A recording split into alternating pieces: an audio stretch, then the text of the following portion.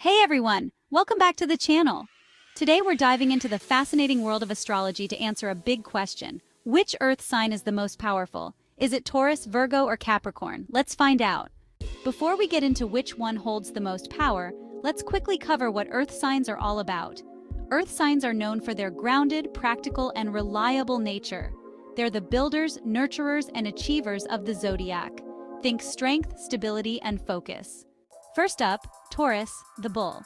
Known for their persistence and determination, Taurus is like the immovable rock. Their strength lies in their ability to push through challenges with patience and endurance. They value security, pleasure, and loyalty, making them powerful in both love and finances. Next, we have Virgo, the analytical perfectionist. Virgo's power comes from their sharp mind and attention to detail. They're the problem solvers, and their ability to organize and improve everything around them makes them an unstoppable force in work and life. They don't shy away from challenges and will find the best solution to anything. Finally, Capricorn, the determined mountain goat. Capricorns are natural-born leaders with an unmatched drive for success. Their power lies in their ambition and discipline, making them unstoppable in achieving long-term goals. They climb their way to the top, no matter how tough the journey. So which Earth sign is the most powerful?